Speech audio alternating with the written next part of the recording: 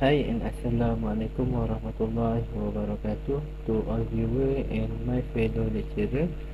My name is Muhammad Ibn Hakimi bin RADZI and I'm from AP 22538.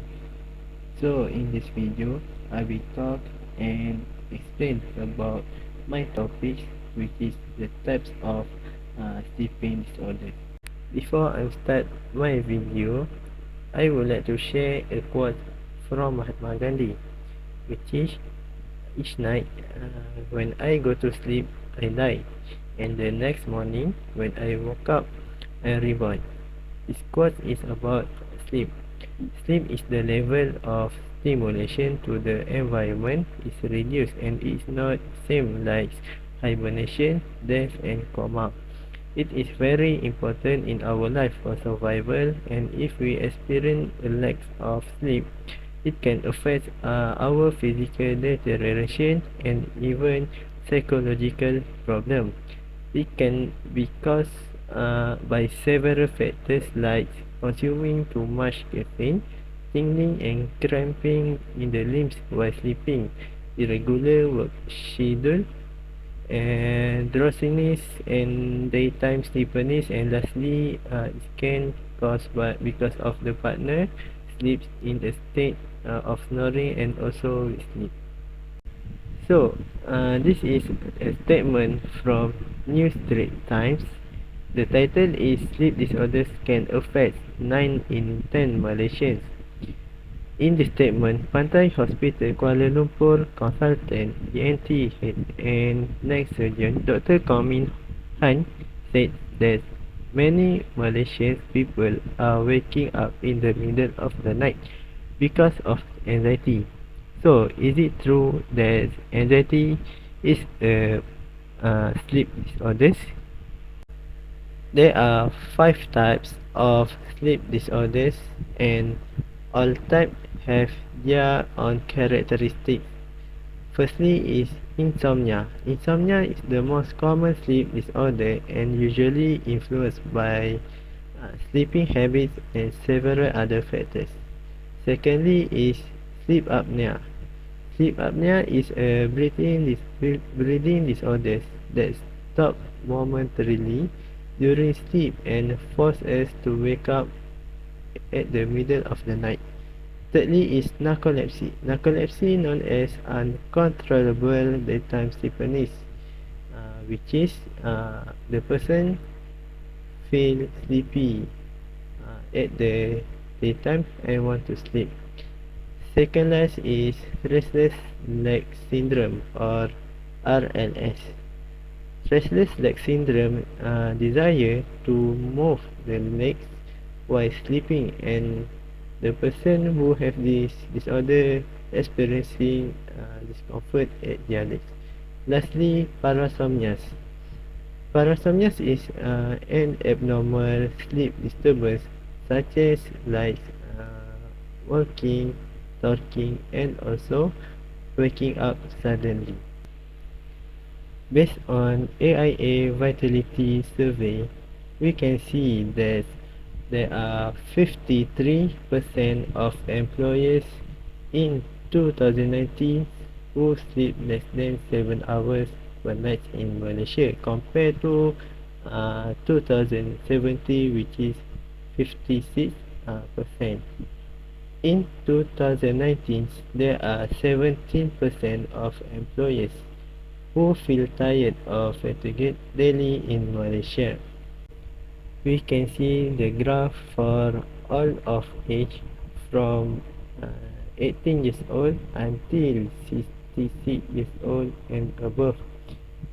This graph is about the poor and very poor quality of sleep in Malaysia. We can see that the teenagers and also the adults from 21 years old until 30 years old has the high poor or very poor quality of sleep in Malaysia, which is 21 years old until 25 years old has 16.8%, and 26 years old until 30 years old has 16.9% in very poor quality that report of sleep in Malaysia. This is a graph from single case study.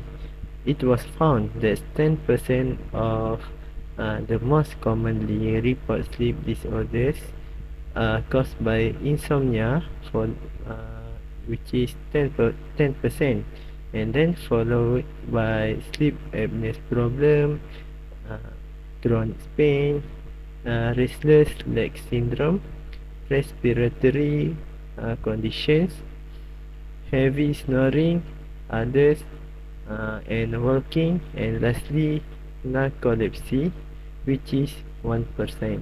Next, the problem of sleep disturbance can have a negative effect on us physically. This is because it disturbs and affects our resting process during sleep and indirectly reduce the quality of our sleep.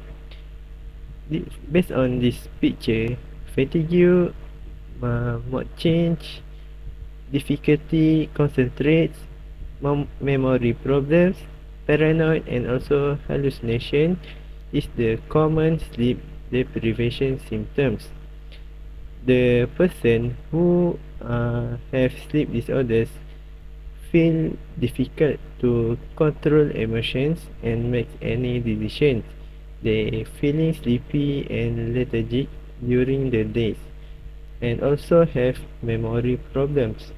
It can also increase the weight and increase the risk of diabetes and also anxiety problem. So, sleepiness can cause a person to suffer from memory disorders, personality, and even suffer from depression. Due to the following adverse effects, this problem has the potential to put a person at risk of an accident. For conclusion, the problem of sleep disorders should not be underestimated because it has its own effects on an individual. This is not a disease without a cure, but this disease can be treated well. A study has been done in Russia where the effect of not getting enough sleep is very dangerous to humans, that it can be affect psychology. Because of that, I would like to share some tips and practice that can be done to prevent this problem. So what we can do, we can practice some exercise and take balanced diet, and also avoid eating before bed. We must forbidden to take caffeine before going to the bed. Uh, we also must ensure that the bed is comfortable to get a good night's sleep. For pregnant women, I recommended to sleep on your side to increase the level of blood and nutrients reaching to the baby. And lastly, we can lose weight because it is useful tips for those who suffer from sleep problems. Overall, this problem can be managed and treated well if we follow the advice of experts who are knowledgeable about this sleep problem. So that's all from me. Thank you for watching, and Assalamualaikum warahmatullahi wabarakatuh.